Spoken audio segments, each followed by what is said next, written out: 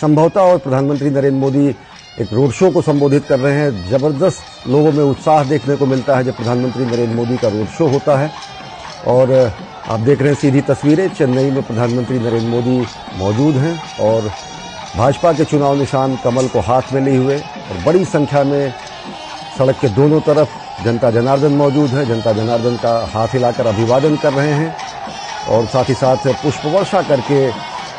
जनता जनार्दन स्वागत कर रही है अपने प्रिय नेता का। जबरदस्त लोगों का उत्साह होता है जब प्रधानमंत्री नरेंद्र मोदी का रोड शो होता है। और सबसे बड़ी बात यह है कि लगातार दक्षिण के दौरे पर प्रधानमंत्री नरेंद्र मोदी रहे हैं। अगर देखें तो पिछले 100 दिनों में 7वीं बार तमिलनाडु पहुंचे हैं। दक्षिण पर विशेष फोकस है भाजपा का इस चुनावी संग्राम में। कर्नाटक को यूं तो दक्षिण का द्वार माना जाता है, लेकिन इस सुदूर दक्षिणी राज्य तमिलनाडु में भाजपा का अपेक्षित प्रदर्शन नहीं रहा और भाजपा बेहतर प्रदर्शन करने के लिए हमेशा तत्पर रही है। इस राज्य में क्षेत्रीय दलों के साथ गठबंधन के साथ भाजपा चुनाव लड़ चुकी है, लेकिन इस बार भाजपा ने अपनी पूरी ताकत झोंक दी है तमिलनाडु की सियासी परिदृश्य को बदलने के लिए। सीधी तस्वीरें आप देख रहे हैं चेन्नई से, जहां पर बड़ी संख्या में प्रधानमंत्री नरेंद्र मोदी का अभिवादन करने के लिए लोगों का जनसैलाब उमड़ा है। सड़कों पर लोग दोनों तरफ कतारबद्ध होकर प्रधानमंत्री का अभिवादन कर रहे हैं, पुष्प वर्षा कर रहे हैं। और देखें तो अलग अलग तरीके से, परंपरागत तरीके से प्रधानमंत्री नरेंद्र मोदी का स्वागत हो रहा है। कुछ लोग भारतीय जनता पार्टी के झंडे लेकर, तो कुछ लोग पौराणिक पात्रों के रूप में अपने को सज धज कर वहां पर पहुंचे हैं। तो ये विशेष आकर्षण देखने को मिलता है प्रधानमंत्री नरेंद्र मोदी के रोड शो में। छोटे छोटे बच्चों को लेकर माताएं बहनें पहुंचती हैं और एक अलहदा अंदाज, एक अलग विशिष्ट आकर्षण प्रधानमंत्री के व्यक्तित्व का लोगों को खींच लेके आता है। किसी भी राजनीतिक दल से संबद्ध हो लोग, लेकिन रोड शो की जब बात होती है तो बड़ी संख्या में जनता जनार्दन पहुंचती है अपने प्रिय नेता की एक झलक देखने के लिए। परंपरागत तरीके से स्वागत किया जा रहा है, पुष्प वर्षा करके स्वागत कर रही है जनता जनार्दन। मौजूदा वहां के लोग, हमारे संवाददाता ऋषि कुमार हमारे साथ जुड़े हैं। ऋषि, हम देख रहे हैं तस्वीरें, लोगों का उत्साह देख रहे हैं, प्रधानमंत्री का देख रहे हैं कि किस तरीके से अभिवादन कर रहे हैं जनता जनार्दन का अपने विशिष्ट अंदाज में। पुष्प वर्षा के साथ साथ क्या कुछ, कितना लंबा ये रोड शो और क्या कुछ रोड के अपने वो है, मतलब जो रूट होगा वो क्या कुछ है। और हम देख रहे हैं कि उत्साह खुद बयां करते हैं इन दृश्यों में। ऋषि,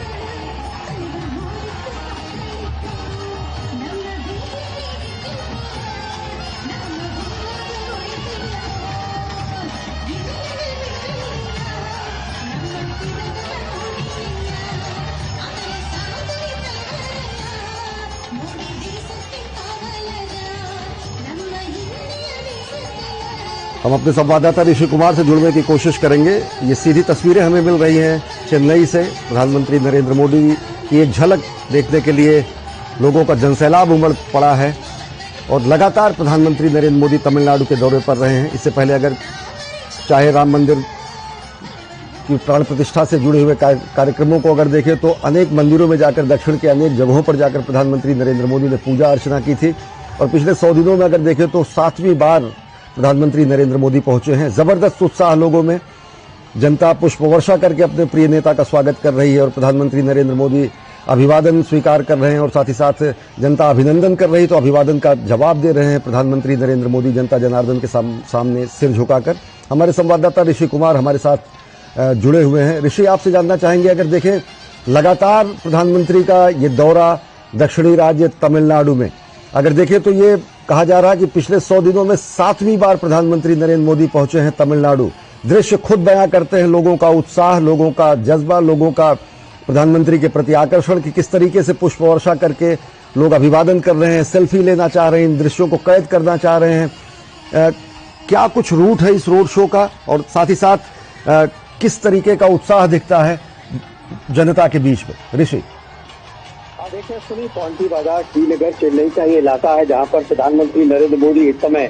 जनता से सीधे संवाद कर रहे हैं उस माध्यम से जिसमें कि वो रोड शो के जरिए अभिवादन कर रहे हैं। जनता यहाँ पर उनका अभिवादन करने के लिए यहाँ पर एकत्रित हुई है। और हम जानते हैं कि चेन्नई की जो संस्कृति है, जो तमिलनाडु की जो संस्कृति है, उसको उन्होंने सीधे जोड़ा है। और पिछले अगर हम उनके यात्राओं के दौरान देखें, खासतौर से तमिलनाडु की यात्राओं के दौरान, उन्होंने इस बात को रेखांकित किया है कि जो भारत की जो सांस्कृतिक सौहार्द है और काशी और तमिल का जो संगम है उसको यहाँ पर विस्तार करते हुए दिखाई दे रहे हैं प्रधानमंत्री नरेंद्र मोदी। और इस पूरे के पूरे रोड शो को अगर हम देखें तो यहाँ पर तमाम जो कलाकार हैं अपने गीत, संगीत और नृत्य के माध्यम से यहाँ पर उनके स्वागत में एकत्रित हुए हैं। हमने देखा है यहाँ पर स्वतः स्फूर्त ऐसे भी लोग थे कि जो यहाँ पर एकत्रित हुए और उनके अभिवादन के लिए, उनकी एक झलक पाने के लिए यहाँ पर मौजूद रहे। और इसमें हमने तमाम दिव्यांगजनों को भी देखा, वो यहाँ पर आए हुए हैं और प्रधानमंत्री की झलक पाने के लिए, उनका अभिवादन करने के लिए। और जो एक शैली है प्रधानमंत्री की रोड शो के माध्यम से वो सीधे संवाद करते हैं, अपनी जिसे कहते हैं बॉडी लैंग्वेज के माध्यम से वो लोगों से जुड़ते हैं। और जैसे कि हम देख पा रहे हैं कि पुष्प वर्षा के माध्यम से और तमाम जो लोग हैं उनमें एक असीम उत्साह दिखाई दे रहा है इस महीने में। जबकि प्रधानमंत्री जब भी जनता के साथ मुखातिब होते हैं तो एक दोनों के बीच में, प्रधानमंत्री और जनता के बीच में एक सामंजस्य और एक जिसे कहते हैं तारतम्य बनता हुआ भी दिखता है। यहाँ पर हमने तमाम लोगों से बात की तो उन्होंने यही बताया कि जो इस समय माहौल है और इस माहौल में वो प्रधानमंत्री को देखने के लिए और उनका उत्साहवर्धन करने के लिए यहाँ पर एकत्रित हुए। जी ऋषि, अगर देखें चुनावी मौसम चल रहा है, जिस तरीके से आपने जिक्र किया काशी तमिल संगमम का, सोमनाथ तमिल संगमम का, इन सब का आयोजन पिछले 2 वर्षों से हम देख रहे हैं, कई वर्षों से देख रहे हैं। राजनीतिक परिणाम या जनादेश, इससे इतर भी एक बात हम और यहाँ पर चर्चा करना चाहेंगे कि जो कहीं ना कहीं एक उत्तर और दक्षिण की संस्कृतियों में विलगाव की बात कही जाती थी। संस्कृतियाँ तो हमारी एक ही है, लेकिन उसको व्याख्यायित परिभाषित करने की कोशिश की जाती थी कि 2 संस्कृतियां हैं। सच्चाई तो यह सनातन संस्कृति आद्योपांत हिमालय से लेकर धनुषकोटि तक है। तो किस तरीके से जो सामाजिक सामंजस्य या जिस तरीके से हमारी जो परंपराएं हैं, उत्तर दक्षिण की 2 परंपराओं में जो हल्की फुल्की खाई भी थी, जो चाहे वो वैचारिक हो, चाहे वो सामाजिक हो, चाहे वो परंपरागत हो, वो भी पटी है अगर आप देखें तो पिछले वर्षों में, पिछले दशक में। बिल्कुल, देखिए अगर हम इस बात को रेखांकित करें कि इस दौरान जो खासतौर से प्रधानमंत्री मोदी ने कोशिश की है और इसको हम सफल होते हुए भी देख रहे हैं कि जो जैसे कि आपने कहा कि एक कोशिश होती थी राजनीतिक स्तर पर, जबकि सांस्कृतिक और जो भारतीय स्तर पर इसको हमने कभी नहीं देखा है। अगर हमने देखा है कि भारत की सीमाओं पर अगर कोई नॉर्थ का है, अगर कोई पंजाबी है, सिख है, जट है, तो मराठी भी मैदान में रहा है। तो इस पूरे के पूरे माहौल को हमने हमेशा से देखा है। लेकिन सियासी रूप में अगर किसी ने इसको जोड़ने की कोशिश की है तो प्रधानमंत्री नरेंद्र मोदी ने कोशिश की है। और इस कोशिश में उन्होंने इस बात को जनता के सामने रखा कि हम सब एक हैं और हमारी जो सांस्कृतिक और जो राजनीतिक पहलू है अगर उसको भी देखें तो वो सब एक हैं। और इसी वजह से काशी समागम के माध्यम से जो उत्तर दक्षिण का जो मेल है उसको यहाँ पर कराया गया। एक और आपको मैं घटनाक्रम बताना चाहूंगा जिसमें कि जो तमिलनाडु का एक प्रतीक है सेंगोल, उस सेंगोल को तमिल संस्कृति के से लेकर उन्होंने पूरे जो संसद में जब उसको पहुंचाया तो वो एक ऐसा लम्हा था जिसमें हर तमिल ने इस बात को अपना गर्व महसूस किया कि उन सब चीजों को आज एक ऐसे माहौल में रखा जा रहा है जिसमें कोई भी अलग नहीं है, सब मिलजुल कर आगे बढ़ते हुए दिखाई देते हैं। और ये विकसित भारत के लिए जो संकल्पनाएं स्थापित की जा रही हैं, उन संकल्पनाओं में इस तरीके के जो कार्यक्रम होते हैं, जो घटनाक्रम होते हैं, वो बेहद महत्वपूर्ण होते हैं। और हम इन प्रतीकों के माध्यम से एक दूसरे के साथ जुड़ते हैं और यही जुड़ाव को स्थापित करने के लिए आज ये रोड शो दिखाई दे रहा है। जी राजनीतिक तौर से अगर देखें ऋषि, तो क्या कहेंगे कि कर्नाटक तो दक्षिण का द्वार कहा जाता था। कर्नाटक में बीजेपी लगातार सरकार बनाने में भी अलग अलग अंतराल में वो कामयाब भी रही, लेकिन तमिलनाडु में वो अपेक्षित सफलता भारतीय जनता पार्टी को नहीं मिली। अब इस पूरे प्रयास को या फिर इस तरीके के रोड शो को या इस तरीके से लगातार चुनावी धारदार प्रहार को, चुनावी प्रचार को, क्या आप मान के चलते ये भाजपा का दक्षिणा पथ अभियान है? देखिए पुणे, जहाँ तक ये इस चुनाव को अगर हम देखें तो ये चुनाव इस मायने में भी जाना जाएगा कि किस तरीके से भारतीय जनता पार्टी ने एक ईमानदार प्रयास किया अपनी ताकत के दम पर चुनाव में उतरने का। अब तक हमने देखा है कि डीएमके और एआईएडीएमके के साथ मिलकर ही जो राष्ट्रीय पार्टियां हैं वो यहाँ पर अपनी उपस्थिति को दर्ज कराने में जुटी रही हैं। पहले भी हमने देखा है कि भारतीय जनता पार्टी कभी डीएमके और कभी एआईडीएमके के साथ मिलकर उसने चुनाव लड़ाया, उनके चुनाव के बाद गठबंधन हुआ। लेकिन ये पहली बार है कि जब वो यहाँ की स्थानीय जो राजनीतिक दल हैं उनके साथ मिलकर उन्होंने एक मोर्चा बनाया है और इस मोर्चे में 9 दलों की मदद से बीजेपी राज्य के जो तमाम समीकरण हैं उनको साधने की कोशिश कर रही है। और इसमें हम कह सकते हैं कि जो पीएम के है पट्टाली मक्कल कांची सबसे मजबूत साथी के रूप में उनके साथ है और ऐसे ही तमाम जो घटक हैं जिनको की लेकर बीजेपी आगे बढ़ रही है। अब बीजेपी को अगर इस मायने में सफलता मिलती है, जो कि कोशिश कर रही है लगातार, और उन्होंने इन चुनावों के दौरान कोशिश यही है कि या तो अपने साथियों के साथ जहां वो जीतने की स्थिति में उनको मजबूत किया जाए और अपने सिंबल पर भी तमाम साथियों को उन्होंने चुनाव में लड़ाया है। तो ये जो पुरजोर कोशिश है जो दक्षिण का रुख करके दक्षिण में अपनी फतह हासिल करने का, ये चुनाव इस मायने में जाना जाएगा कि किस हद तक प्रयास किए गए और इन प्रयासों को रेखांकित करने के बाद जो सफलता मिलेगी उसके मायने में एक डाटा के रूप में भी ये रेखांकित हो सकता है कि जो चीजें पटक पर लाई गई थी उसमें कितनी सफलता हासिल हुई थी। जी ऋषि, आप हमारे साथ जुड़े रहे। हमारे सलाहकार संपादक विनोद मिश्र भी हमारे साथ जुड़ चुके हैं। विनोद जी, ये तस्वीरें हम देख रहे हैं, जबरदस्त उत्साह लोगों में, पुष्प वर्षा करके प्रधानमंत्री नरेंद्र मोदी का स्वागत। लोग एक सेल्फी लेने के लिए, इन क्षणों को कैद करने के लिए मोबाइल में अपने तत्पर दिख रहे हैं, उत्सुक दिख रहे हैं, आह्लादित दिख रहे हैं और एक जबरदस्त उत्कंठा दिख रही है, चाहे वो वृद्ध हो, चाहे माताएं बहनें, बुजुर्ग, दिव्यांग। तस्वीरें बहुत कुछ कहती हैं। किन रूप में आप देखते हैं कि पिछले 100 दिनों में 7वीं बार प्रधानमंत्री की तमिलनाडु की यात्रा, कर्नाटक के बाद अब कहीं न कहीं एक दक्षिणा पथ अभियान की तरह तमिलनाडु को भी फतह करने की कोशिश, राजनीतिक रूप से इन दृश्यों को किस तरीके से परिभाषित करेंगे विनोद मिश्र? देखिए, मैं अभी सुन रहा था आपने रिपोर्टर ऋषि कुमार को और ये मैं देख रहा हूँ जब ये दृश्य को, तो मैं कह सकता हूँ कि ये अद्भुत, अकल्पनीय कि ये अब तक जो डिस्कोर्स था कम से कम उत्तर और दक्षिण को लेके, आज वो मुझे लगता है कि जो संपूर्ण भारत की बात जब आप कहते थे, अभी आपने अपनी चर्चा में कही है, तो मुझे लगता है कि सारी खाई जो है वो पट्टी नजर आई है कि ये जितने उत्साह आप लोगों में देख रहे हैं और जिस तरह की उमंग है और पीएम को के अभिवादन ले रहे हैं सबका, तो आपको ये बात मानना पड़ेगा कि जब पीएम मोदी कहते हैं अब की बार 400 पार, तो ये 400 पार का ये सबसे प्रतिध्वनि जो है वो इस लोगों के उत्साह से और इनके उमंगों से दिखाई देती है। सबसे इम्पोर्टेंट चीज ये है कि जो ऋषि कुमार अभी बता रहे थे कि इस दौर में जो नैरेटिव्स थे वो नैरेटिव्स कैसे ध्वस्त हुए हैं। नैरेटिव्स ध्वस्त हुए, ये एक दिन का नहीं है, ये एक दिन का सुनी एक दिन में पूरा नहीं होता है। इस रोड शो में जो आप नजारा देख रहे हैं और जो प्रफुल्लित जो समाज है, वो सारे जगह के लोग किस तरह से लाइन में खड़े हैं चलने जैसा, इतने व्यस्तम इलाके में आप कह सकते हैं कि इतने लोगों में इतनी फुर्सत नहीं है कि लोग एक प्राइम मिनिस्टर को देखने के लिए यहाँ पे लंबे इंतजार करते और अपनी बारी का इंतजार करते प्राइम मिनिस्टर को हाथ हिलाते हुए दिखे।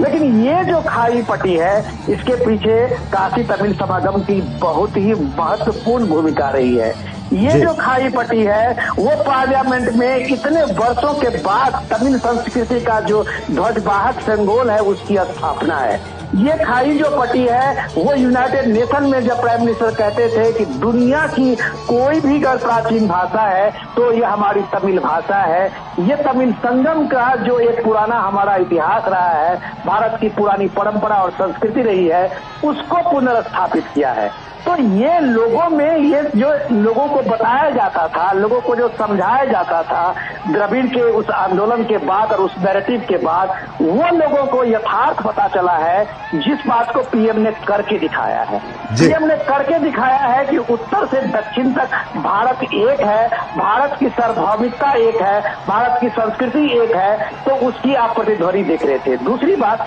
जो ऋषि कुमार कह रहे थे, जो 9 पार्टियों का, वो कितना चेंज आने वाला है, शायद 4 जून के बाद लोगों को पता चलेगा कि ये सच में चौंकाने वाला है, जिसको पीएम अपने एड्रेस में बार बार नवरत्ना की बात करते थे। ये नवरत्ना आपको मैं यकीन दिलाता हूं अश्विनी कि ये यूपी का इफेक्ट लाने वाला है। अपने अपने क्षेत्र के जो समूह हैं वो अपने अपने लीडर, अपने अपने इलाके में वो महत्वपूर्ण लीडर है, उनकी अपनी एक भूमिका है। बीजेपी ने पहली बार उन सारे लोगों के साथ में, सारे टीम के साथ में एक अलायंस किया है और एक पावरफुल फोर्स बना है। कन्याकुमारी से लेके और चेन्नई से लेके और सारी जगह पे आप देखिए कि बीजेपी के जितने कैंडिडेट खड़े हैं उसके साथ में वो सारे फोर्स भी लगे हुए हैं। दूसरा जो सबसे इम्पोर्टेंट है, जो पीएम के साथ आप अन्नामलाई देखते हैं कि पीएम ने अपने कार्यकर्ता पे, अपने कैडर पे, अपने अध्यक्ष पे कितना भरोसा किया है कि जिस दिन एआईएडीएमके ने शिकायत की थी कि आपका बीजेपी के साथ हम अलायंस तोड़ लेंगे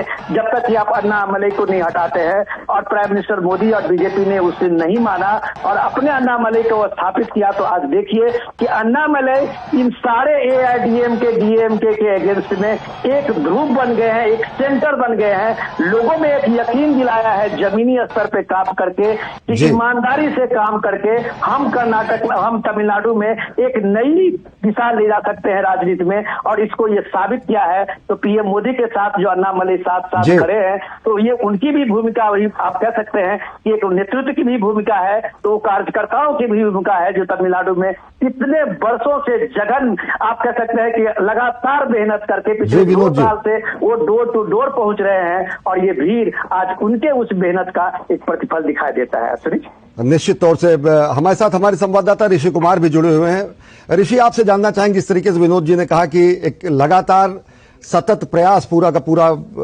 भाजपा का रहा लगातार इस दक्षिणी राज्य में, हम जो तस्वीरें देख रहे हैं वो निश्चित तौर से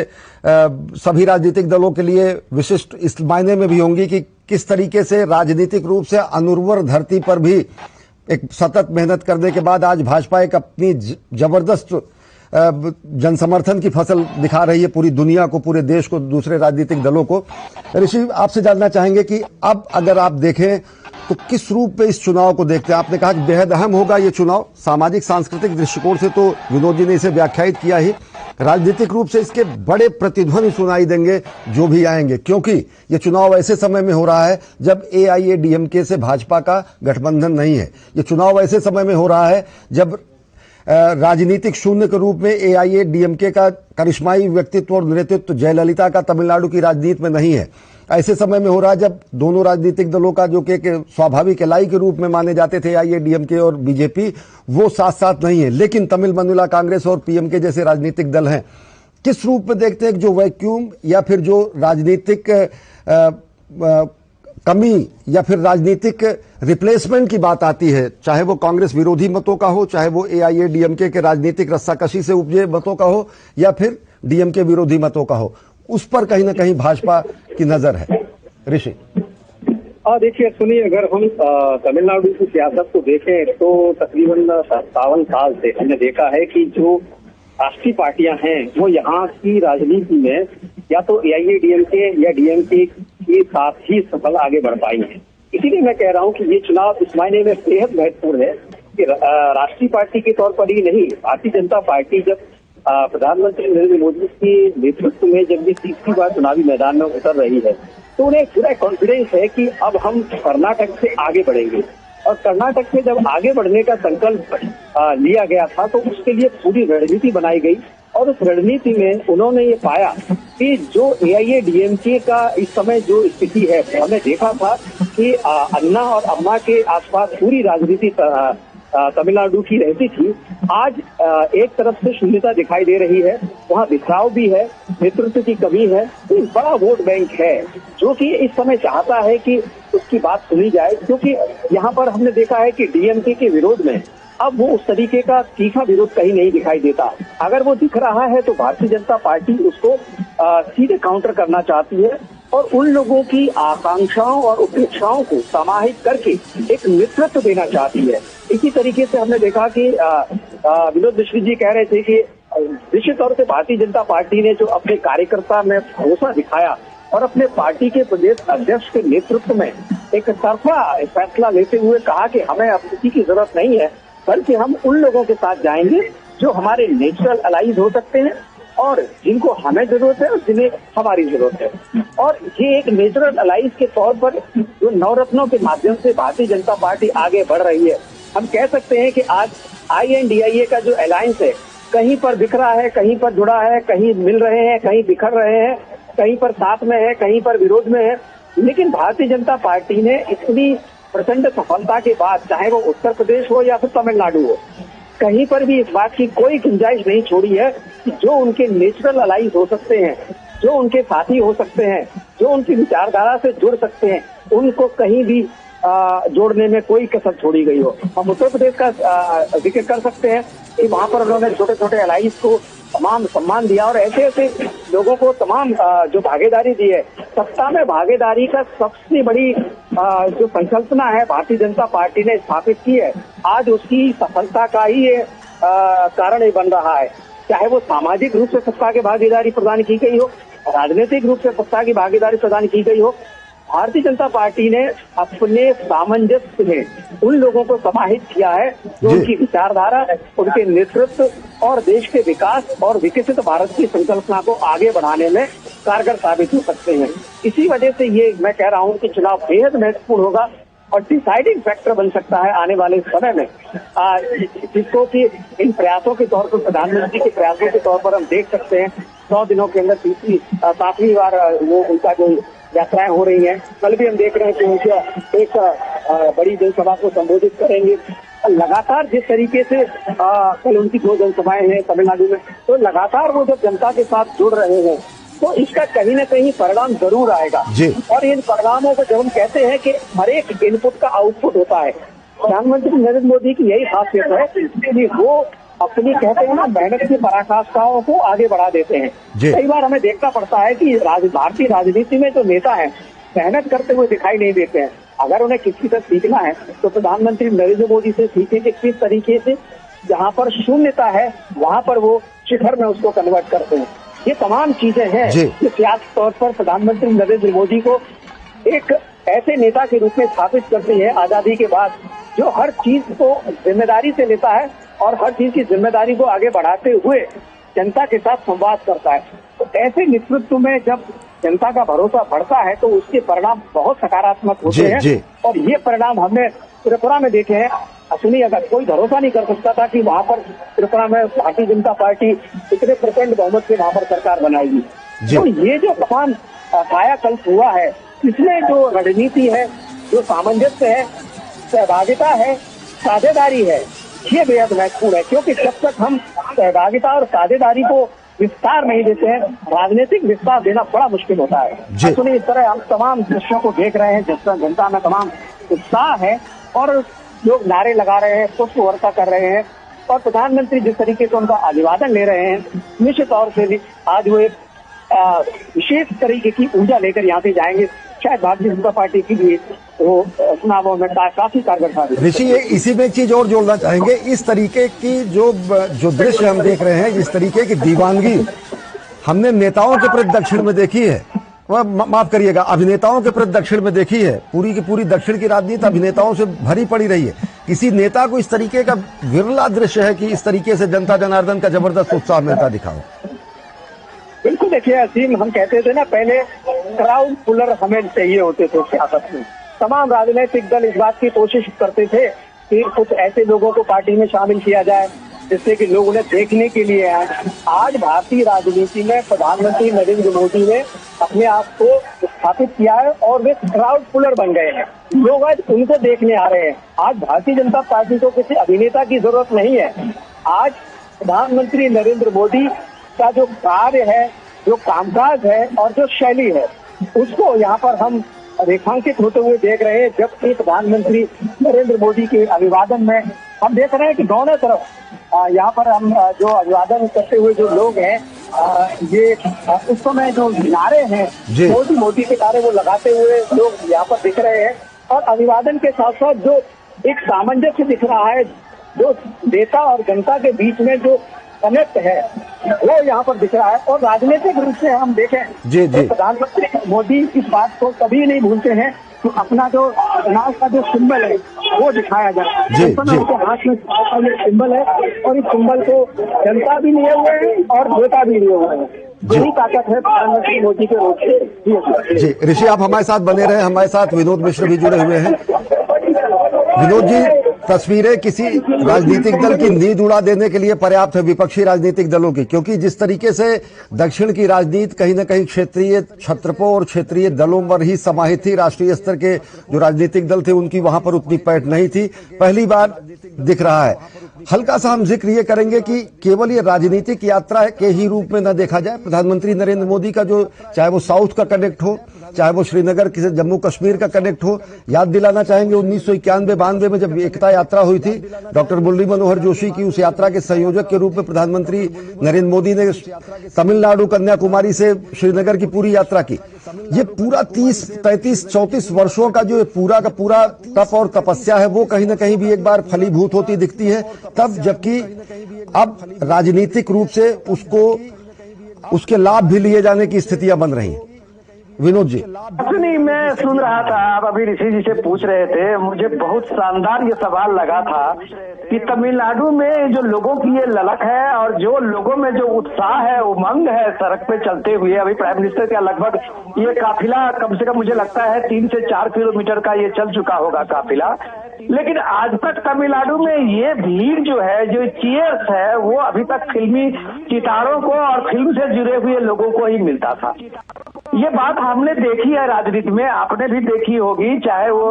AIADMK का जयललिता हो या अन्ना दुर्गे का आप देख लीजिए, करुणानिधि का देख लीजिए, सारे लोग फिल्म के बैकग्राउंड से आते थे और तब लोग उनको जानते थे। जब ये स्क्रीन पे पॉपुलर हुए हैं, अपने अपने किरदार में पॉपुलर हुए हैं, तो जनता ने उनको पर आंखों पे बिठाया और उनको एक मान लिया कि ये हमारे हीरो हैं। लेकिन राजनीतिक शख्सियत के रूप में आज अगर ये देश देख रहा है, उस तमिलनाडु के चेन्नई से अगर वो देश देख रहा है कि एक नेता के लिए भी लोगों में ये जिज्ञासा है, एक नेता के लिए भी लोगों में वो भावना है जो उसको चीयर्स करने के लिए अपने घरों से बाहर निकल के घंटों का इंतजार कर रहे हैं, तो आप मान सकते हैं कि ये डिस्कोर्स पीएम मोदी ने तो बदला है। जो रियल लाइफ और रियल लाइफ की बात आप जब करते हैं, तो प्राइम मिनिस्टर मोदी ने अपने रियल लाइफ में जो एक हीरो बन के दिखाया अपने संघर्ष पथ के 50 साल का, वो मुझे लगता है कि जनता उन्हें मानती है इस बात को कि पीएम मोदी ने डेफिनेटली इस देश के लिए और इस देश के संघर्ष में अपने को स्थापित किया है। तो डेफिनेटली आप कह सकते हैं इस देश के जनमानस के वो हीरो है। तो चेन्नई में इस भीड़ को देख के जब एक बात और मुझे याद आती है, आपने बहुत शानदार सवाल किया था कि लोग वहाँ रेसिप्रोकेट करते हैं, नेता हो या अभिनेता, लोग खुल के आते हैं। अब मैं हैरानी नहीं होगी, और पार्टियों की रैली निकल रही है और पार्टियों के रोड शो हो रहे हैं, लोग आते हैं, लोग उसके भीड़ में जुटते हैं, लेकिन ये जो उत्साह है, ये जो उमंग है, ये जो फूल बरसाते हुए सड़क के दोनों किनारे आप देख रहे हैं, ये शायद कम ही लोगों ने देखा होगा। हमने तो शायद पहली बार देखा है इस दौर में। ये सब अद्भुत इसलिए भी हो रहा है, जब आपको मैंने बताया ना कि जब आप उस नैरेटिव्स को खत्म करते हैं, जब आप इस नैरेटिव को खत्म करते हैं। अभी 5 राज्यों के चुनाव हुए थे, सुनिए, आपको याद होगा कि जैसे ही चुनाव में कांग्रेस पार्टी की बुरी तरह से हार हुई थी, तो एक डिस्कोर्स तमिलनाडु से शुरू हुआ कि मोदी सिर्फ उत्तर भारत की पार्टी, ये बीजेपी रह गई है, दक्षिण में इनका कोई सरोकार नहीं है। लेकिन पीएम मोदी ने इस रोड शो में उन सारी चीजों को झूठ का करार दिया है, और ये झूठा करार देने से वो कनेक्शन कैसे जोड़ा है, आपको बेहतर याद होगा कि रामलला प्राण प्रतिष्ठा का जो समारोह था और पीएम ने जिस समय में 11 दिनों का वो संकल्प लिया था, तो उसकी शुरुआत उन्होंने कन्याकुमारी से की थी। तो रामलला विराजमान अयोध्या में आ रहे थे, मंदिर उनकी प्राण प्रतिष्ठा की अयोध्या में हो रही थी, लेकिन संकल्प की शुरुआत तो कन्याकुमारी से हो रही थी। ये कनेक्शन जो भारत का है, उस समय में लोग नहीं समझे थे, लेकिन आज ये देश देख रहा है कि वो कनेक्शन क्या होता है। तो इस तरह की चीजें जब हम लोग इस बात की चर्चा कर रहे थे, ऋषि ने बहुत शानदार तरीके से उसको रखा पॉलिटिकल डेवलपमेंट को, तो ये बात माननी पड़ेगी कि ये एक दिन में नहीं होता है, ये एक दिन की कुछ यात्रा से नहीं बात बनती है, ये सतत प्रयास होता है लोगों के बीच जाने का। और विनोद जी, मैंने जिक्र किया कि 1991-92 की एकता यात्रा की हुई, जिसकी शुरुआत डॉक्टर मुरली मनोहर जोशी के साथ हुई और समापन श्रीनगर हुआ। डॉक्टर मुरली मनोहर जोशी डिफरेंटली, और मैं कह रहा हूँ कि इस बार पीएम ने कन्याकुमारी से शुरू की थी। तो आप इस बात को, हमें इस बात को यकीन मानना पड़ेगा कि पीएम का जो प्लान है और पीएम जिस प्लान को लेके आगे बढ़ते हैं, ये बाद में लोगों को पता चलता है और लोग बताते हैं, चौंकते हैं कि ऐसा कैसे हो गया। लेकिन इसकी पृष्ठभूमि बहुत लंबे गहन चिंतन और उसकी प्रक्रिया से गुजरती है। और उसके बाद जब पीएम एक रोड शो लेके आते हैं और जब ये नजारा हम देखते हैं तो लोग सच में चौंक जाते हैं कि क्या तमिलनाडु में, क्या चेन्नई में इस तरह के रोड प्रदर्शन और इस तरह के लोगों की स्वीकृति, ये शायद हम कह सकते हैं कि ये अब इससे पहले कभी हुआ और शायद होगा कि होगा नहीं होगा ये बता तो नहीं, लेकिन लोगों ने ये बात बता दिया कि मोदी है तो मुमकिन है। जी विनोद जी, आप हमारे साथ जुड़े रहे। ऋषि कुमार जी हमारे साथ हैं। ऋषि, आप लंबे समय से तमिलनाडु में हैं, बहुत करीबी आप राजनीतिक विश्लेषण सभी राज्यों के अंदर, इससे पहले के कई चुनावों को भी आप दक्षिणी राज्यों में आपने कवर किया है। इससे पहले के कई चुनावों को भी आप राजनीतिक पंडित या फिर भाजपा की अपनी उम्मीद वो ये कह रही है कि कर्नाटक जैसा ही नया इतिहास, कर्नाटक जैसा ही एक गढ़ कहीं तब्दील हो सकता है तमिलनाडु भाजपा के लिए। किस रूप में जमीनी हकीकत वहां पर दिखती है? ये माना जा रहा है कि जिस तरीके से आक्रामक प्रचार शैली हो, चाहे उनके आक्रामक प्रदेश अध्यक्ष हो, एक नया आकर्षण कहीं न कहीं और साथ ही साथ नया जो राजनीतिक वैक्यूम या निर्वात है उसका भी स्थान ग्रहण करने की कोशिश में है, बिल्कुल। देखिए ये बेहद महत्वपूर्ण है क्योंकि जब राजनीतिक फलक पर जब सियासत को आगे बढ़ते हुए हम देखते हैं तो उसमें सबसे महत्वपूर्ण बात ये होती है कि किन मुद्दों के साथ आप आगे बढ़ रहे हैं, किस रणनीति के साथ आगे बढ़ रहे हैं और उन मुद्दों और रणनीति में जो संभावनाएं हैं क्या वो वास्तव में हैं। तो ये जो चीजें हैं इन सबको बीजेपी ने भापा है और उस तरीके से इस पूरी की पूरी कहानी में वो इस बात को रेखांकित कर सकते हैं कि आज तमिलनाडु की राजनीति में उन्हें इस बात का अवसर मिला है कि एक ईमानदार प्रयास किया जाए तो उसको सफलता में बदला जा सकता है। और इसी प्रयास के रूप में उन्होंने अपने स्थानीय नेता को फलक पर फील्ड पर लाए और उनके जो प्रयास रहे हैं उसमें असली मैंने देखा है कि जो युवा हैं उनके बीच में वो काफी लोकप्रिय हो रहे हैं और हुए हैं क्योंकि जो युवा हैं वो मुझे लगता है कि इस राजनीति में खासतौर से तमिलनाडु की राजनीति में एक नया पैराडाइम शिफ्ट कर सकते हैं। क्योंकि अभी तक जो युवा हैं उन्होंने दो ही तरीके की राजनीति देखी है, डीएमके और एआईडीएमके। हालांकि जो द्रविड़ आंदोलन है उसने तमिलनाडु की राजनीति को बहुत ज्यादा गहरा किया था, लेकिन उसी आंदोलन से आगे बढ़कर आज तमिल और काशी संगम को एक सांस्कृतिक पहचान के रूप में आगे बढ़ाते हुए बीजेपी दिख रही है। ये एक सियासी मायनों में ही नहीं बल्कि देश के सामाजिक और सांस्कृतिक पहलुओं को भी एक नया पैराडाइम शिफ्ट दे सकता है क्योंकि इससे हम ये स्थापित करने में सफल हो सकते हैं कि किस तरीके से बीजेपी ने प्रयास किए, उसकी क्या क्या संभावनाएं थी और उन संभावनाओं को किस तरीके से ईमानदारी से उसका प्रयास किया गया। मैं इस शब्द का प्रयोग कर रहा हूं कि ईमानदारी प्रयास इसलिए है क्योंकि भारतीय जनता पार्टी ने अपने जो अध्ययन के बाद और विश्लेषण के बाद ये पाया कि उन्हें क्या क्या संभावनाएं इसलिए जिनको कि वो जोड़कर आगे बढ़ सकते हैं और वो नवरत्नों का जो संकल्प है और जो संकल्पना है वो बताती है कि वो किस तरीके से एक विशेष जानकारी के आधार पर, डाटा के आधार पर इन चीजों को तय कर रहे हैं। जो उनके सहयोगी और साथी बन सकते हैं उनको जोड़कर आगे बढ़ना चाह रहे हैं। वो ऐसा नहीं है कि किसी राष्ट्रीय पार्टी के तौर पर आते हैं और अपना दमखम दिखाकर जीत को सुनिश्चित करना चाहते हैं। नहीं, वो यहाँ की स्थानीय संस्कृति और नेतृत्व को आगे लेकर उनके साथ मिलकर आगे बढ़ना चाहते हैं। ये बेहद महत्वपूर्ण पहलू है और इस वजह से मुझे लगता है कि जब भी बीजेपी को इसमें जो तो चुनावों के परिणाम के वक्त ही पता चलेगा, लेकिन जब सफलता मिलेगी तो उस समय इन सब चीजों का विश्लेषण किया जाएगा कि किस तरीके से जो प्रयास की गई तो उनका ये परिणाम हमें मिला। निश्चित तौर से ये चीजें जनादेश में आएंगी, लेकिन ये तस्वीरें अद्भुत हैं, विलक्षण हैं और विपक्षी राजनीतिक दलों के लिए कहीं न कहीं राजनीतिक रूप से उन्हें सचेत करने के लिए भी है, रणनीतिक तौर से उन्हें जागृत करने के लिए भी है। जबरदस्त जनसैलाब उमड़ा है चेन्नई की सड़कों पर। प्रधानमंत्री नरेंद्र मोदी की एक झलक पाने के लिए हजारों की संख्या में सड़कों के दोनों किनारों पर युवा, महिलाएं, बच्चे, बुजुर्ग, दिव्यांग हर कोई पहुंचा है और प्रधानमंत्री नरेंद्र मोदी अभिवादन स्वीकार कर रहे हैं। जनता के अभिनंदन का वो अभिवादन स्वीकार कर रहे हैं, जनता जनार्दन का आशीर्वाद ग्रहण कर रहे हैं, नतमस्तक है जनता जनार्दन के सामने और साथ ही साथ भाजपा के चुनाव चिन्ह कमल को हाथ में थामे कहीं ना कहीं अपील भी कर रहे हैं इस लोकसभा के चुनावी समर में भाजपा को और ज़्यादा जनाधार देने के लिए। हमारे साथ हमारे सलाहकार संपादक विनोद मिश्र जी भी जुड़े हुए हैं। विनोद जी, से पहले ऋषि जी ने जिस तरीके से बताया कि ये बहुत ईमानदारी भरा प्रयास किया गया, इससे पहले मैं कह रहा था कि ये आज की स्थिति नहीं है। इससे पहले चर्चा की गई काशी तमिल संगमम, सोमनाथ तमिल संगमम, ये सब क्या विपक्षी दल ये कह सकते हैं कि केवल संयोग नहीं है, चुनावी प्रयोग है। लेकिन विनोद जी, एक चीज मैं जानना चाहूंगा कि जब प्रधानमंत्री जी को धनुष कोटि में लोग ध्यान लगाते देखते हैं, जब सागर में अवगाहन और स्नान करते हुए देखते हैं, अग्नि तीर्थम में जब स्नान करते हुए देखते हैं, तो एक जो सांस्कृतिक विभ्रम की स्थिति थी, चाहे वो उत्तर की हो, दक्षिण की हो, या फिर क्षुद्र राजनीतिक हितों में एक दूसरे को बांटने की थी, राजनीति से भी इतर कहीं न कहीं उन खाइयों को भी पाटने का काम होता है जब ये दृश्य लोग देखते हैं। और वो खाई पटती हुई भी दिखती है इन दृश्यों में, मौजूदा दृश्यों में। नहीं, अभी ऋषि जी बात कर रहे थे, आप लोगों ने बहुत बढ़िया इसको संवाद में लाया था, और इस चर्चा में जो ईमानदार कोशिश वो कह रहे थे, तो मैं डेफिनेटली इस पे मैं थोड़ा सा, मुझे आप दीजिएगा 2 मिनट टाइम, कि ये इम्पोर्टेंट ये चीज है कि ईमानदार कोशिश,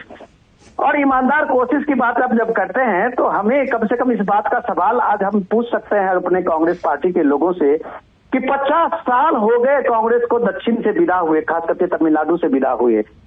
और 50 साल से कांग्रेस अपनी उस पार्टी को अपनी वहां पे एक बेस नहीं बना पाई, वहां एक आधार मजबूत नहीं कर पाई। कांग्रेस उस जबीर आंदोलन के साथ में कभी एआईडीएमके और कभी डीएमके के साथ में किसी तरह से अपना वो खाना पूरा करते रहे, लेकिन कांग्रेस नेतृत्व कभी ये नहीं सोचा कि एक राष्ट्रीय पार्टी के रूप में उनकी एक जिम्मेदारी है कि कर्नाटक की तरह तमिलनाडु में भी जाएं और लोगों के बीच में काम करें, लोगों के बीच में संवाद करें। इसलिए वो पार्टी सिर्फ अगर राहुल गांधी भारत जोड़ो न्याय यात्रा करके या भारत जोड़ो यात्रा करके तमिलनाडु पहुंचते हैं तो इसको टोकेनिज्म कहा जाता है।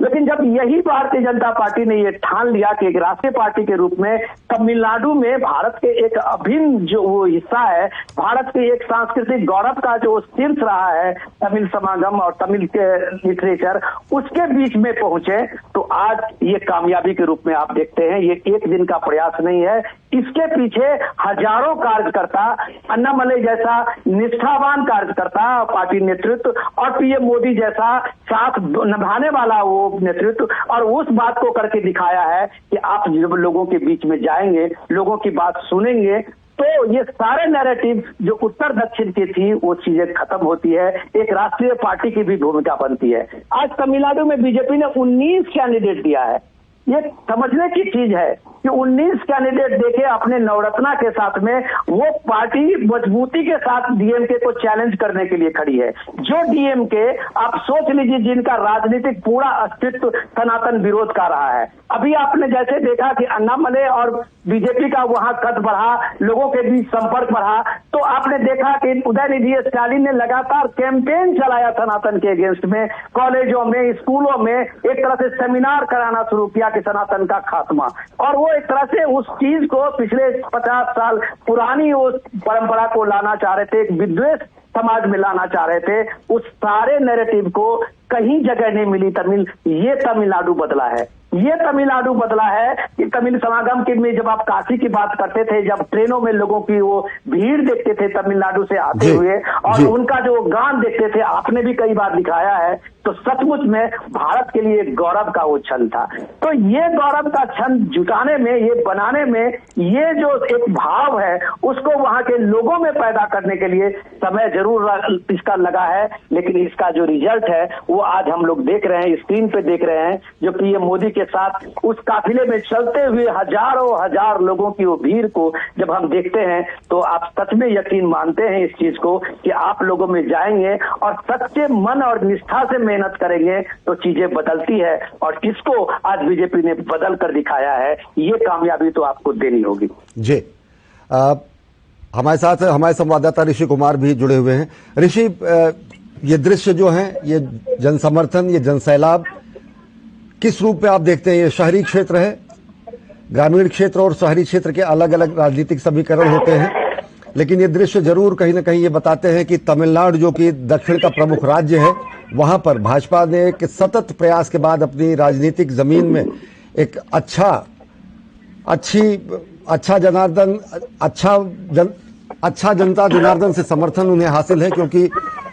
बड़ी संख्या में लोग सड़कों के किनारे पहुंचे हैं प्रधानमंत्री नरेंद्र मोदी का अभिवादन करने के लिए। हमारे दो संवाददाता ऋषि कुमार और विनोद मिश्रा हमारे साथ जुड़े हुए थे, हम उनको शुक्रिया कहेंगे और निश्चित तौर से हम ये कहेंगे कि ये तस्वीरें कहीं ना कहीं भाजपा को आह्लादित करने के लिए पर्याप्त है, क्योंकि बड़ी संख्या में, हजारों की संख्या में जनता जनार्दन पहुंची है प्रधानमंत्री नरेंद्र मोदी का अभिवादन करने के लिए। और उसी तरीके से प्रधानमंत्री नरेंद्र मोदी भाजपा का चुनाव चिन्ह हाथ में लिए हुए लोगों के सामने नतमस्तक होकर चुनावी संदेश भी दे रहे हैं, साथ ही साथ जनता का अभिवादन ग्रहण कर रहे हैं।